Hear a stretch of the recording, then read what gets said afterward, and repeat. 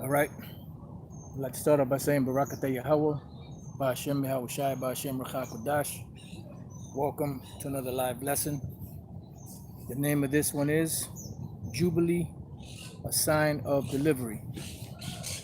And this title comes through the inspiration of pretty much a video that I did yesterday concerning a question that a particular brother had on the Sabbath and how to keep the Sabbath, because they read in the book of Jubilee,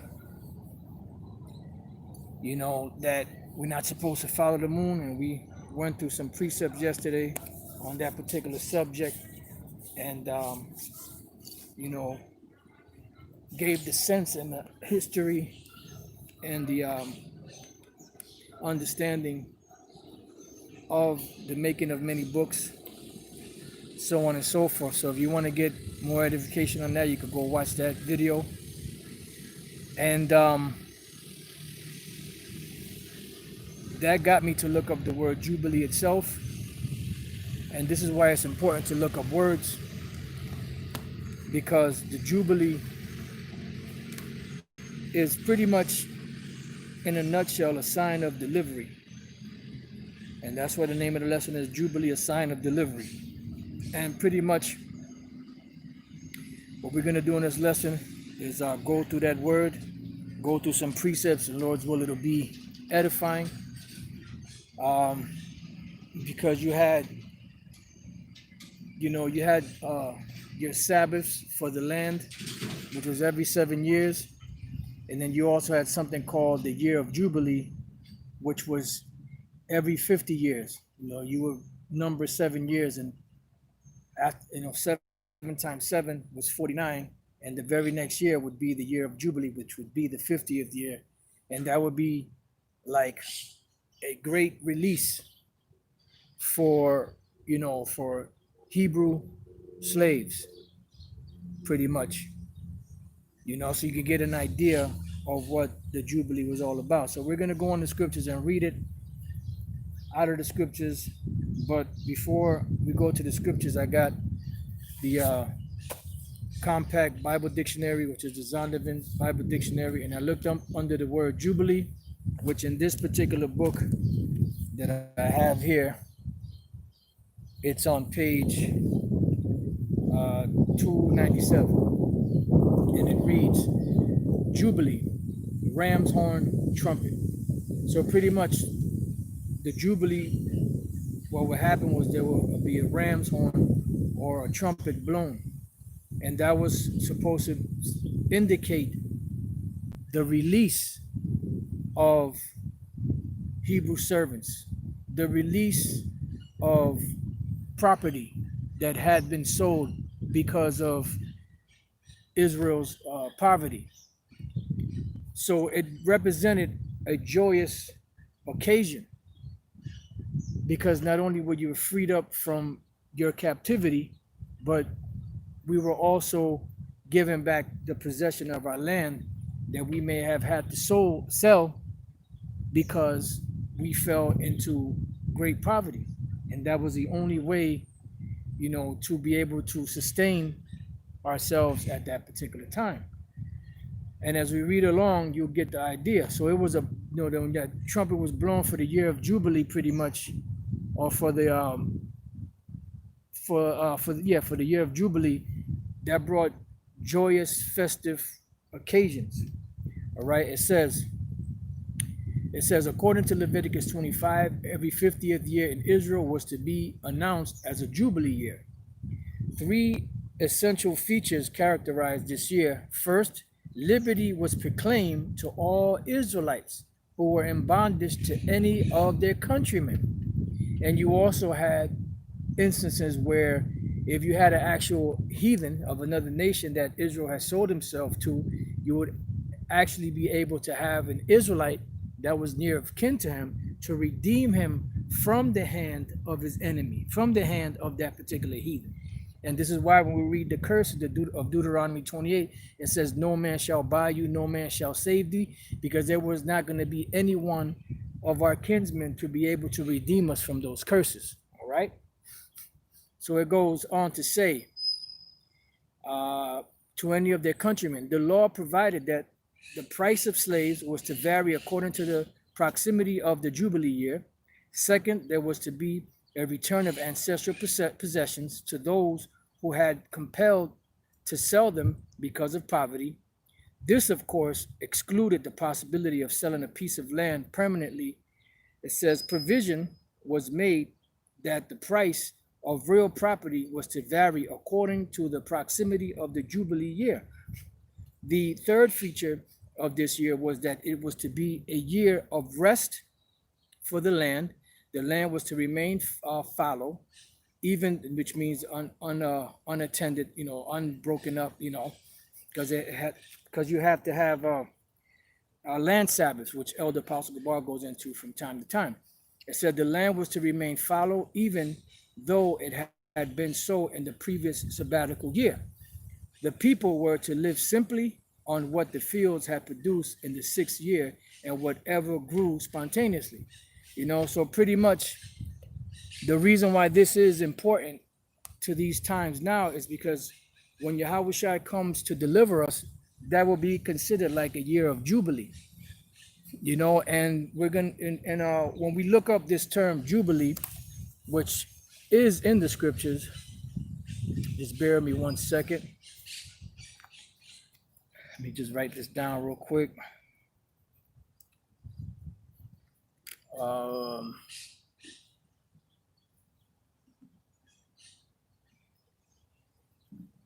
Just bear with me 1 second till I get it. All right, so we're gonna read Leviticus 25:1 on down. But what I want to do is I want to get the term Jubilee real quick, and then we'll jump around. So Leviticus 25:9 reads, "Then shalt thou cause the trumpet of the Jubilee to sound on the 10th day of the 7th month, and the day of atonement shall you make the trumpet sound throughout all your land." So now when we look up this term Jubilee in the scriptures, in the concordance, that is the book of Leviticus 25:9. And we look up the word Jubilee, because notice it speaks about a trumpet being blown on the Jubilee. So the word for Jubilee is Tharawaiha, right? Which means clamor. That is acclamation of joy or a battle cry, especially clangor of trumpets as an alarm, blowing of the trumpets, joy, jubilee, loud noise, rejoicing, shouting, high, joyful sound. All right, and pretty much that's what the year of Jubilee was. It was a sound when that Jubilee trumpet sounded. The Israelites that were in captivity pretty much rejoiced at the fact that they were being delivered from captivity. Okay, so it comes from H7321. Let's look that up real quick. 21. Let's see what comes up.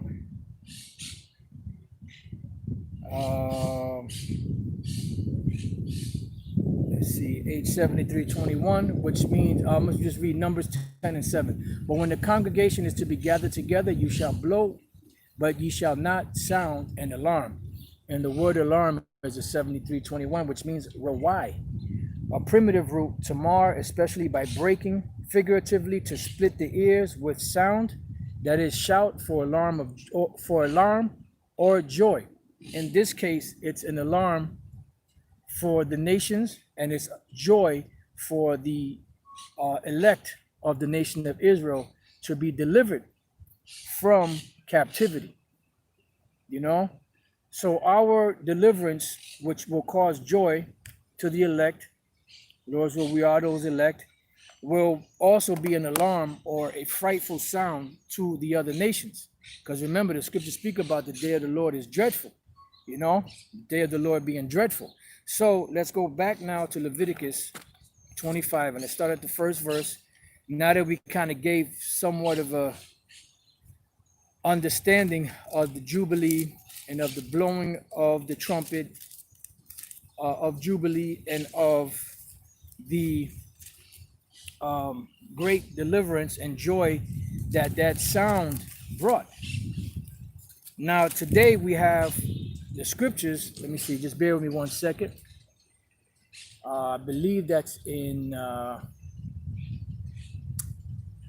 believe that's in. I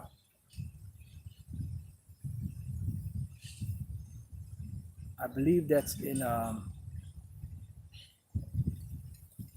Joel, the second chapter.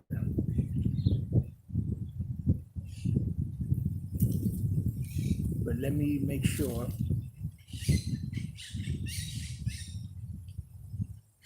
Yep.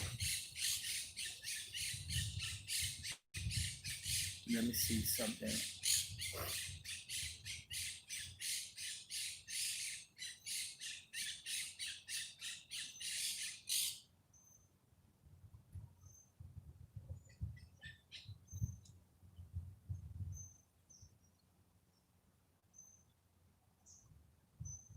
Woo! Here we go. Joel 2 and wow. Joel 2 and 12. Therefore also now saith the Lord Yahweh Bashem Yahushai, turn ye even to me with all your heart, and with fasting, and with weeping, and with mourning, and rend your heart and not your garments, and turn unto Yahweh your power. For he is gracious and merciful, slow to anger, and of great kindness, and repenteth him of the evil. Who knoweth if he will return and repent, and leave a blessing behind him, even a meat offering and a drink offering unto Yahweh your power? But to blow the trumpet in Zion, sanctify a fast, call a solemn assembly, gather the people, sanctify the congregation, assemble the elders, gather the children, and those that suck the breast. Let the bridegroom go forth of his chamber, and the bride out of her closet. Let the priests and the ministers of Yahweh, Bashem Yahushai, weep between the porch and the altar, and let them say, spare thy people, O Yahweh, Bashem Yahushai, and give not thine heritage to reproach, that the heathen should rule over them. Wherefore should they say among the people, where is their power? So pretty much what we're doing now is we're blowing a trumpet to Zion, the trumpet being what? This good news, the gospel, that the Lord has visited his people, and he is about to give deliverance to Jake, which the Jakes that are part of the elect, this would bring great and extreme joy to them, just as when we read about the year of Jubilee brought extreme and great joy, to those that were in captivity, that were about to be delivered from the hand of their captor, whether it was another Israelite or it was, actual heathen. And when we read Leviticus 25, you were not supposed to rule over Israel. The Israelites were not supposed to rule over other Israelites with rigor. They were supposed to treat them, as brothers that were working for them pretty much. All right. So now let's see what else we got in that verse. In that chapter. The people cry peace. Then will be jealous of people. Right, verse 18. Then will Yahweh be jealous for his land and pity his people. Yea, the Lord will answer and say unto his people, behold, I will send you corn and wine and oil, and you shall be satisfied therewith, and I will no more make your reproach among the heathen. And this is what we're waiting for. So that's why it brings great joy when we hear that sound of that trumpet, which is pretty much like the ultimate Jubilee trumpet, which is sounding right now. That the good news, the gospel, that's about to happen when the Lord brings a deliverance of Israel from our captivity. It says, but I will remove far. That's going into America. So we're going to skip from there, and then we're going to go back to Leviticus 25, and now we're going to go to the top. Leviticus 25 and 1. And Yahweh spake unto Moses in Mount Sinai, saying, speak unto the children of Israel, and say unto them, when you come into the land which I give you, then shall the land keep a Sabbath unto the Lord. And this is something that Esau does not do. They do not honor the land Sabbaths, which is every 7 years. To show you that these devils don't have faith. Because even Israel back then asked the Lord, what are we going to do, if If we don't farm the land, we ain't gonna have no food. Well, watch what the Lord said. 6 years thou shalt sow thy field, and 6 years thou shalt prune thy vineyard, and gather in the fruit thereof. But in the seventh shall be a Sabbath, and the 7th year shall be a Sabbath of rest unto the land. Because even the land is supposed to receive rest, because the land is alive, earth is alive, and it needs to replenish. Just like, the Lord said that man works 6 days, and the 7th day should be a Sabbath. He should rest. Why? Because, the body needs that rest. It says, a Sabbath for Yahweh, thou shalt neither sow thy field nor prune thy vineyard. That which groweth of its own according to that which groweth of its own accord of thy harvest thou shalt not reap, neither gather the grapes of thy vine undressed, for it is a year of rest unto the land. And the Sabbath of the land shall be meat for you, for thee and for thy servant, and for thy maid, and for thy hired servant, and for thy stranger that sojourneth with thee, and for thy cattle, and for the beasts that are in thy land shall the increase thereof be meat. And thou shalt number 7 Sabbaths of years unto thee, 7 times 7 years, and the space of 7 Sabbaths of years shall be unto thee 49 years. That's where you get your 49 years. It says, then shalt thou cause the trumpet of the Jubilee. See, the trumpet of the Jubilee, which we just read, which there's a precept there, number 3, which says, Hebrew, loud of sound, and that will represent that loud, the trumpet. When the trumpet blew, then the people would rejoice. It says, on the 10th day of the 7th month, in the day of atonement, shall you make the trumpet sound throughout all your land. It says, and you shall hallow the 50th year, and proclaim liberty throughout all the land unto all the inhabitants thereof. So there's a proclamation being made right now of liberty to the children of Israel, so-called Negroes, Latinos, and Native American Indians throughout the land right now. And this is like almost like symbolic of the year of Jubilee. And that's why there should be a great sound of joy. And a part of that sound of joy is going out here on the streets and the lanes, highways and the byways, and teach this word, because this is the message. The message is that the Lord is about to come and deliver the nation of Israel from their captivity. So this should cause great joy. This should cause great joy. All right. Just bear with me 1 second.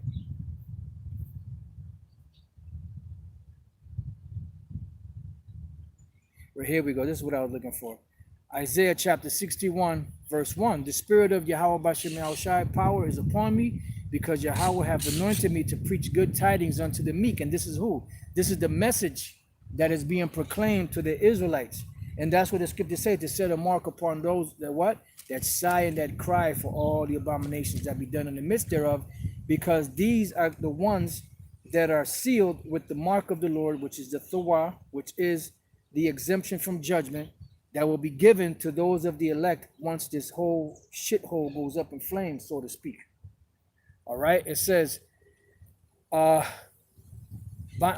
he hath sent me to bind up the brokenhearted, and that's why this message should bring joy, to proclaim liberty to the captives. And that's what we're doing right now. We're proclaiming liberty to the captives, just like the sound of that trumpet would proclaim the liberty of those that were in captivity back then, that brought great joy to them. Does not the scripture speak about the oil of gladness? So this is the oil of gladness, that the message that the Lord has given is that, look, I'm about to deliver you from your captivity.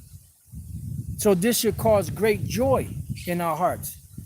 It says, proclaim liberty to the captives, and the opening of the prison to them that are bound. And we are the ones that are bound.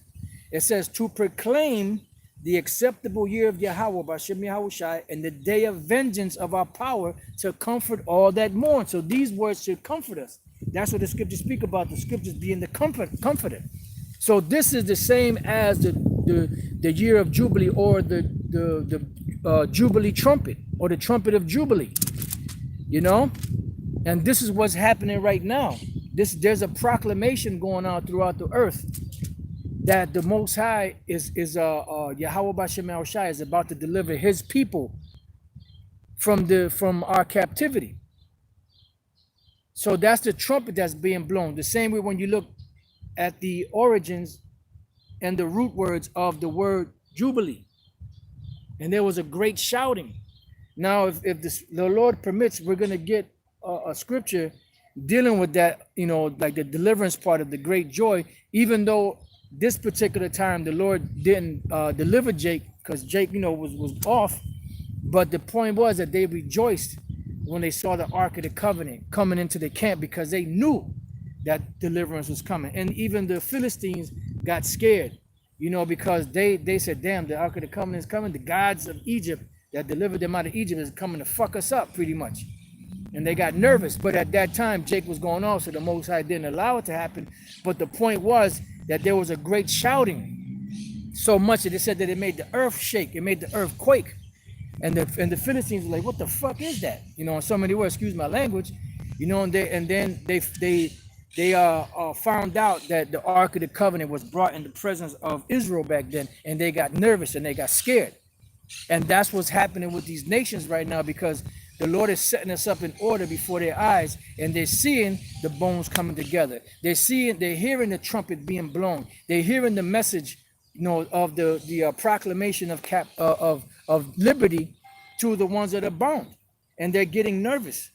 And that's why just like during the time of Ezra, they're trying to dismantle this truth by bringing false accusations, because they tried to join, but they see that there's no loopholes for them to join. And every scripture that they try to bring out that was set up by plantation Christianity is getting knocked down, because the Lord is causing those strongholds of these lies to be knocked down by the truth. You dig?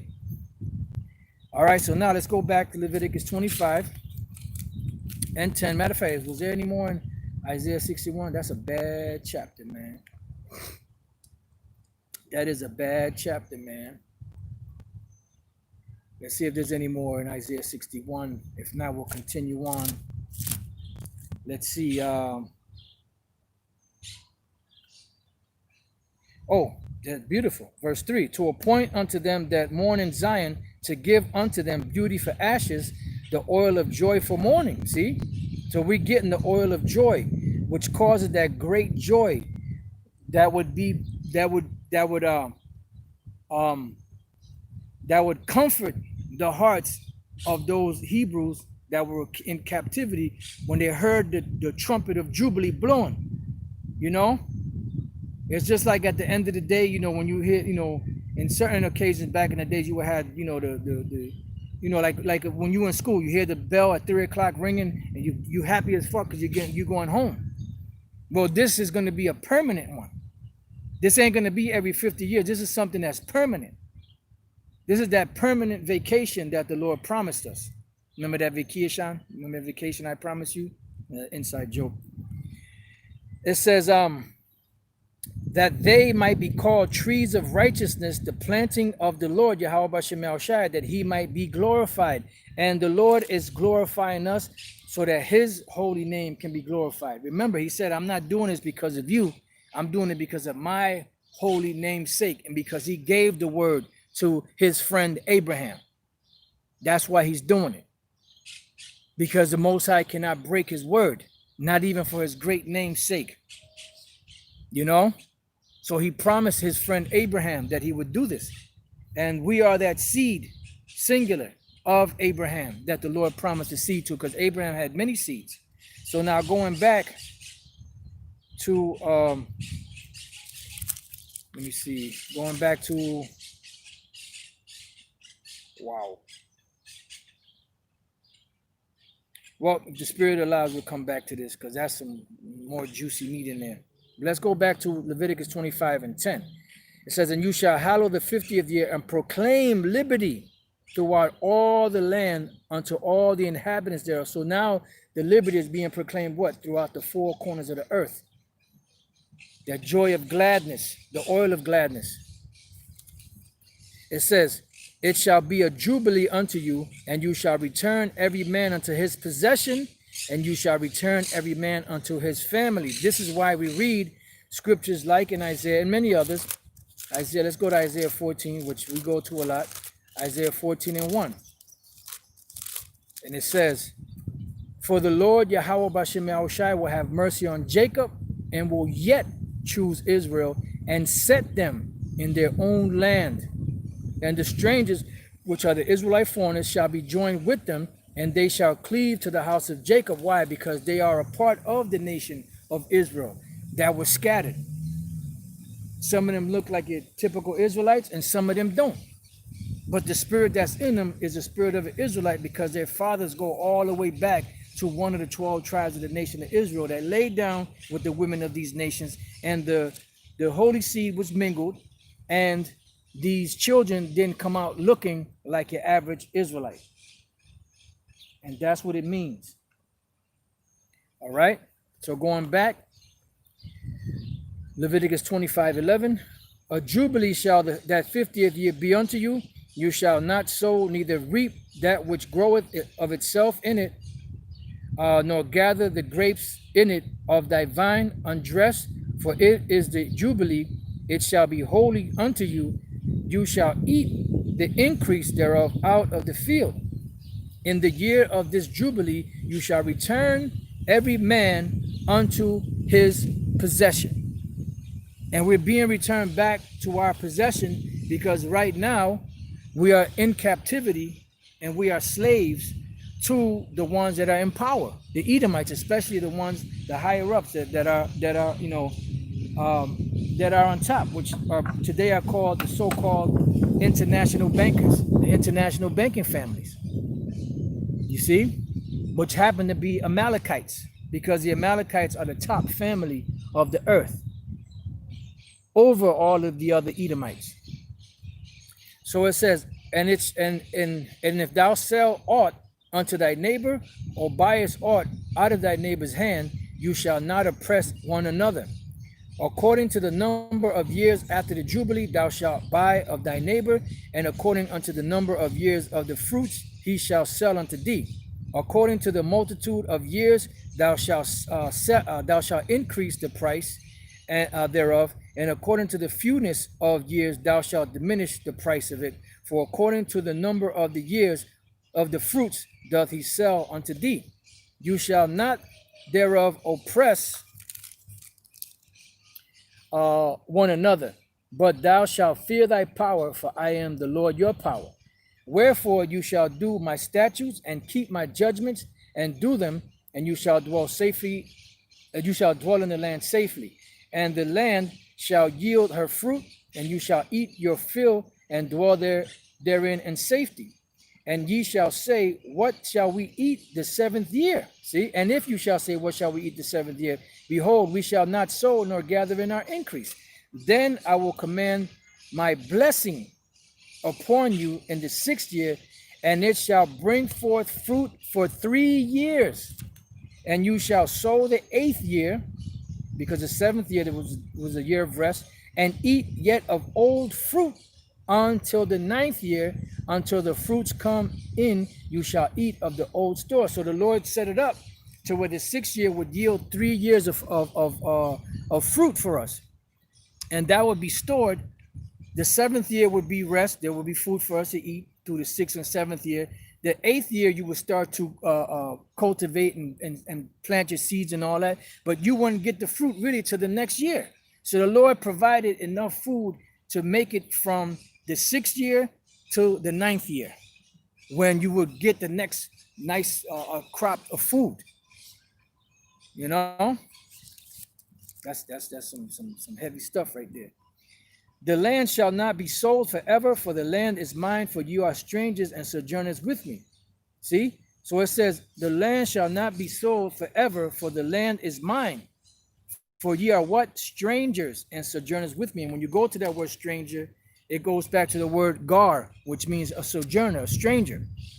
So the Most High is calling himself a stranger to this place.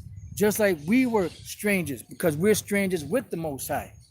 And then it said a sojourner. And when you go to the word sojourner, I think the word is thawashab, if I'm not mistaken, which is a sojourner, but that was also applied to an actual heathen, depending in the context of the scripture. So sometimes an Israelite can be referred to as a thawashab, which is a stranger. He could be also referred to as a bun nakar or bun nakarya, which is son of a stranger. You know, and sometimes that those two terms will just specifically deal with the actual heathen of another nation. It all depends in the context of the scripture. And this scripture in here, Leviticus 25, is excellent outside of Exodus, the 12th chapter, to go into the word stranger and apply it to different instances. And it gave all the different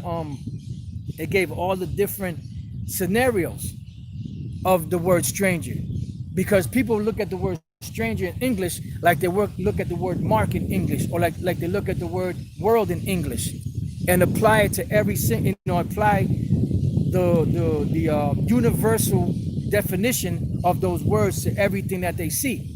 But when you go back to the origins of the word, that's how you know how to distinguish and differentiate between when it's speaking about an actual heathen or when it's speaking about an Israelite in a heathen state of mind. Dig it. It says, and in all the land of your possession you shall grant a redemption for the land. See, because there was a redemption. There's a law of redemption. And as we read further down, you could also redeem your brother if he decayed and waxed poor and had to sell himself to a heathen. You being his next of kin or close of kin, you can go, and if you had the money, you can go and redeem your brother back. That's why it's so important to understand Deuteronomy, the 28th chapter, and also to understand the law of redemption in the scriptures. Because it said that no man shall buy you, or no man shall save you, or no man shall be able to redeem you from these curses like we were able to do in the past. You see? So going back, Leviticus 25:25, and if thy brother be waxen poor and have sold away some of his possession, and if any of his kin come to redeem it, see, any of his kin come to redeem it, then shall he redeem that which his brother sold. Why? Because it belonged to that tribe, and the lands of possession were not supposed to go from tribe to tribe. They were supposed to stay within that tribe. That's why the instant with I'm not sure if it's Zelophehad, the daughters of Zelophehad, if I'm not mistaken on the name, they were Issacharite women. I believe they're either Issachar or Manassite women.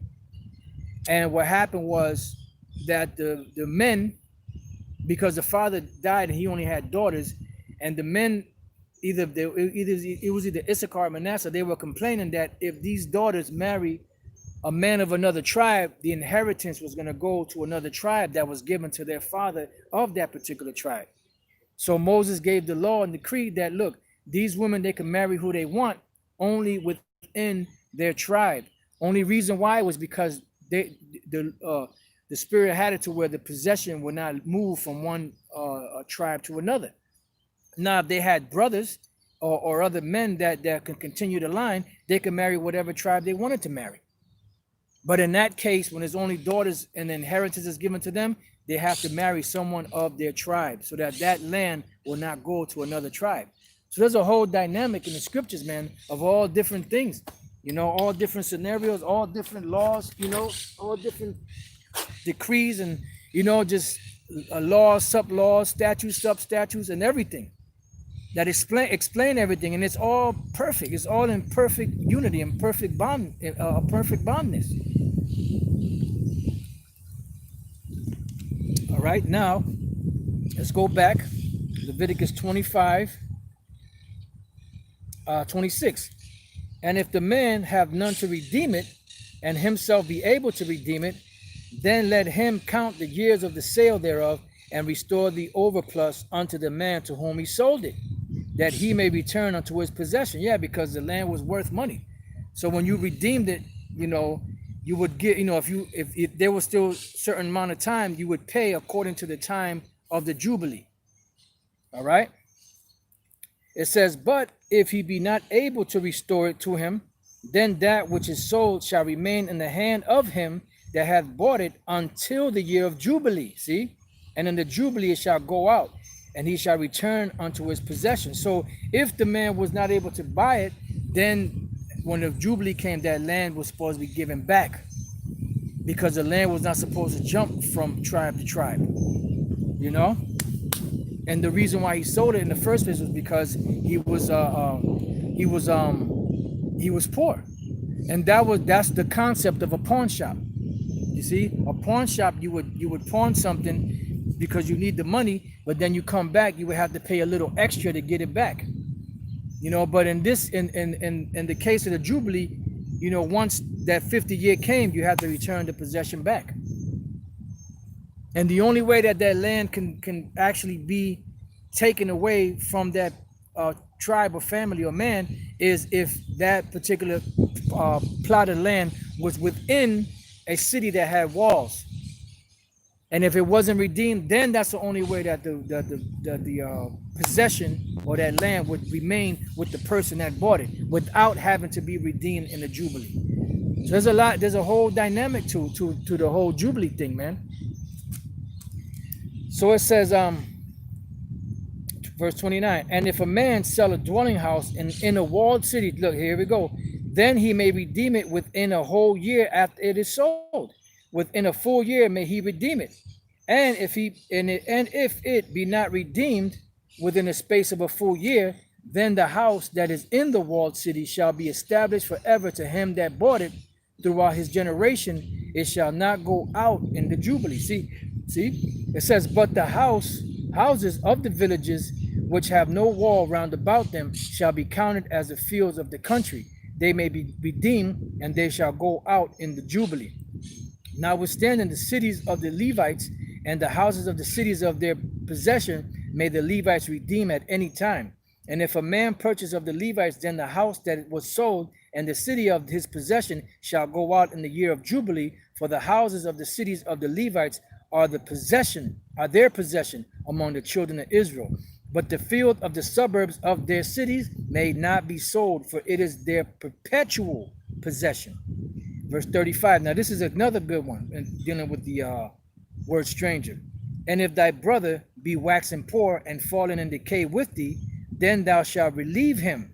Yea, though he be a what? A stranger or a sojourner, that he may live with thee. Now I forgot what the word stranger there is. I'm not sure if it's the word gar or something else. So just give me a second. Give me a hot minute to find it. Leviticus 25 and 35. The word stranger is gar, either gayar or gar. Yep.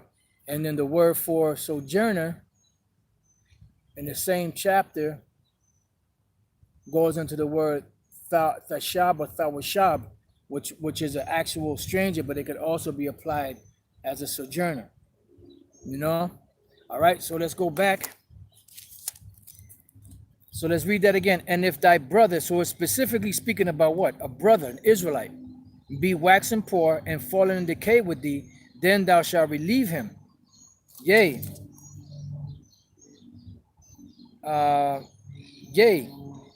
though he be a stranger or a sojourner among thee. So let me read that again. Yea, though he be a stranger or a sojourner, that he may live with thee. So bottom line, this scripture proves that an Israelite, a brother, can become a stranger or a sojourner. And this is exactly what the scriptures speak about in the New Testament when it speaks about the Gentiles that salvation was given to. These were those sojourners or strangers that fell away from the covenant, that fell away from their customs, fell away from their heritage, and were being brought back. A certain number of them, because a certain number of them were a part of the elect. All right. It says, take thou no usury of him or increase, but fear thy power, that thy brother may live with thee. Thou shalt not give him thy money upon usury, nor lend him thy victuals for increase. And the bottom line is, when we dealt with the other nations, we could sell to the other nations upon usury, but not upon our brothers. So that shows you the distinction between a stranger that's an Israelite and a stranger that's a heathen. Because a stranger that's an Israelite, you're not supposed to sell upon usury to him. You're not supposed to rule over him with rigor. And you're not supposed to sell him bad meat. But all three of those things you could do to an actual stranger, to an actual foreigner, to an actual heathen. See, these people read the scriptures, but they read them without comprehension. And a lot of them know that what we're saying is true, but they're being disingenuous because they're trying to stop the words of Yahweh Bashem Yahushai. And they know that a lot of these jakes are in their simplicity. All right? It says, verse 38, I am the Lord Yahweh your power, which brought you forth out of the land of Egypt to give you the land of Canaan, and to be your power. And if thy brother that dwelleth by thee be waxen poor, and be sold unto thee, thou shalt not compel him to serve as a bondservant, right, as the other nations, but as an hired servant, what they call an indentured servant. And as a sojourner, see, he shall be with thee, and shall serve thee unto the year of Jubilee, and then he will be redeemed. It says, or let go free. And can you understand now why that when that trumpet blew, the ones that were in captivity were so joyous that they were being redeemed from being a servant? So that's why we're supposed to be rejoicing now that the Lord is about to deliver us, because the trumpet is being blown, and that final trumpet will be blown in that day. When like it speaks in his First Thessalonians 4th chapter. Matter of fact, let's get there real quick. First Thessalonians chapter 4 and verse 16. So that trumpet of Jubilee will be blown very soon. First Thessalonians 4:16. For the Lord himself, Yahweh Bashem Yahushai, shall descend from heaven with a shout, with the voice of the archangel, and with the trump of the Most High. And the dead in Yahushai shall rise first. Then we which are alive and remain shall be caught up together with them in the clouds, which are the chariots, to meet the Lord Yahweh Bashem Yahushai in the air. And so shall we ever be with the Lord Yahweh Bashem Yahushai. Wherefore comfort one another with these words. Why? Because that is the proclamation of the liberty from captivity that we're under this day, which pretty soon the Lord is going to deliver us. So when that last trump comes, that last trump is going to be a frightful sound to the heathens, beginning with Esau and 2/3 of Israel. And it's going to be a glorious sound, a sound of comfort and joy to the elect of the nation of Israel. You know? So going back to Leviticus 25:41, and then shall he depart from thee, both he and his children with him, and shall return unto his own family, and unto the possession of his fathers shall he return. For they are my servants, which I brought forth out of the land of Egypt. They shall not be sold as bondmen. Thou shalt not rule over him with rigor, see, but shall fear thy power. Because why? He fell into decay. He fell into a bad situation. He fell into a bad spell. So it was your job. Well, all right, he's working for you, but now it's your job to, when the time comes, make sure that he's supplied with enough goods so that he can, after he serves you, he can start his own thing.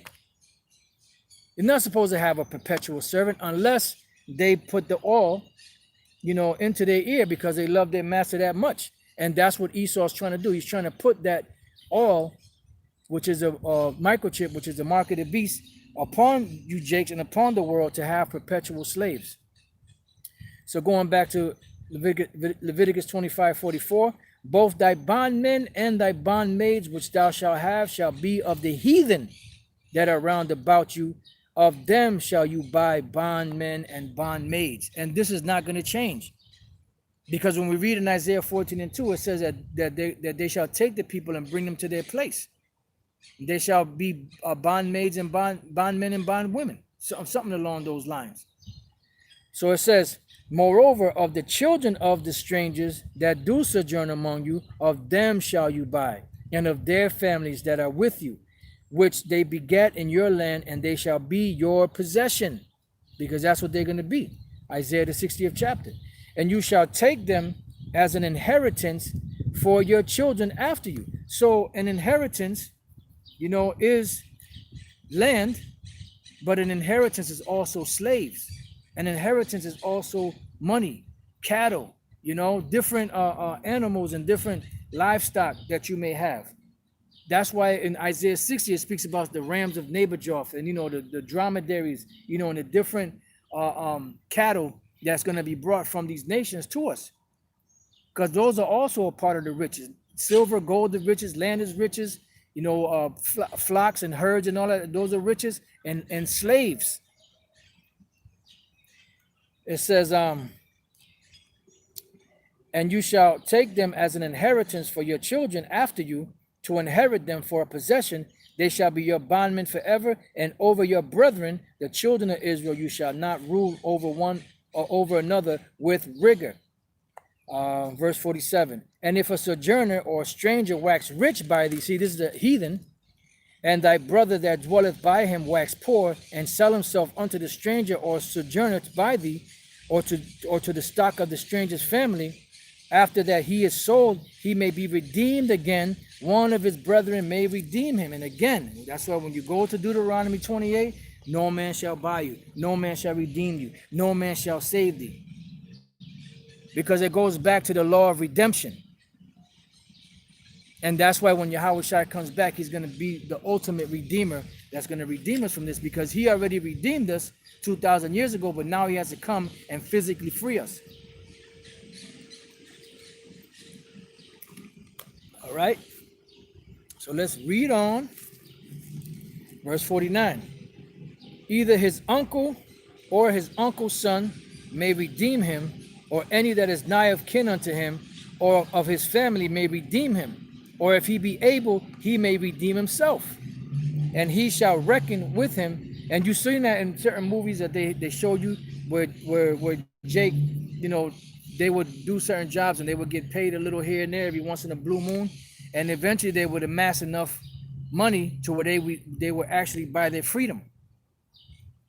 It says, and he shall reckon with him that bought him from the year that he was sold to him unto the year of Jubilee, and the price of his sale shall be according unto the number of years, according to the time of an hired servant shall it be with him. If there be yet many years behind, according unto them, he shall give again the price of his redemption out of the money that he was bought for. And if there remain but few years unto the year of Jubilee, then he shall count with him, and according unto his years shall he give him again the price of redemption. Yeah, because everything was based around the year of Jubilee. So if he wanted to leave early and there was only a few years left before the Jubilee, he didn't want to wait to the Jubilee, whatever amount of years were left, he would pay according to that. But now if it was at the beginning, like maybe the third year, and you still had the other 47 years, he would have to pay for those 47 years according to the price. You see, if you wanted to be redeemed early. And as a yearly hired servant shall he be with him, and the other shall not rule with rigor over him in thy sight. And if he be not redeemed in these years, then he shall go out in the year of Jubilee, both he and his children with him. For unto me the children of Israel are servants. They are my servants whom I brought forth out of the land of Egypt. I am the Lord your power. So this Jubilee, which was a trumpet that was blown, brought great excitement and great joy, to where the people that were being redeemed, they would be joyful. And that's where that trumpet was blown. And that trumpet would also symbolize an alarm of war, or it could symbolize great joy and clamor that comes from excitement. That comes from it's a celebration, bitches. It's like it. Just just having a little fun with it. So they would get actual joy. So this is why this message, or this good news, this gospel, when the elect hear it, it should bring great joy that the deliverance is coming. But that ultimate joy will come once the chariots come and the trumpet is blown, and that voice says, "Come up hither." That'll be the ultimate year of Jubilee, when Yahushua comes back to redeem the purchased possession, because we were already redeemed way back when Yahushua came on the earth 2,000 years ago.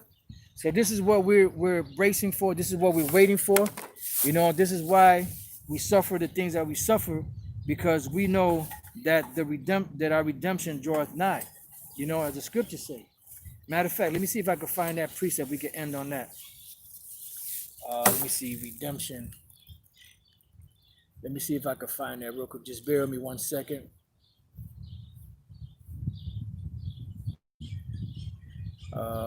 Redemption draweth nigh.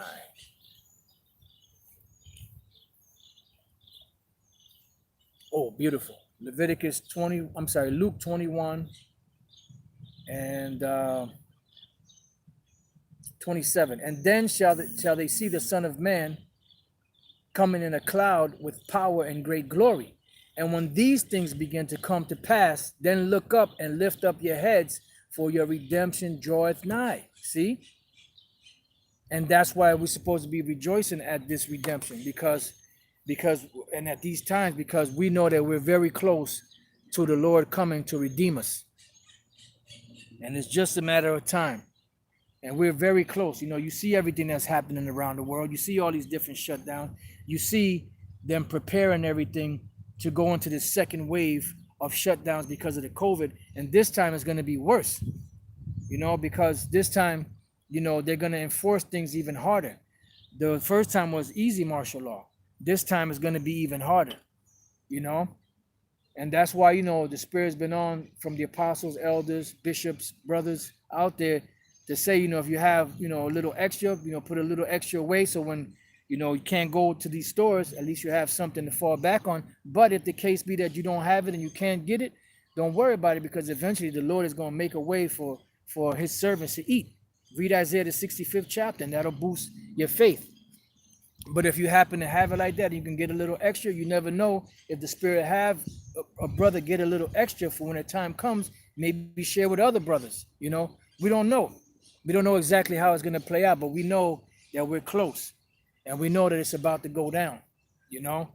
So, you know, we got to lift up our heads, lift up the feeble hands and the feeble knees and the hands that hang low, and be joyful, because the trumpet of the Jubilee, the ultimate Jubilee, is about to sound when Yahweh Shai comes back. So with that, you know, I pray that your brothers have been edified. Till the next time I say Shalom.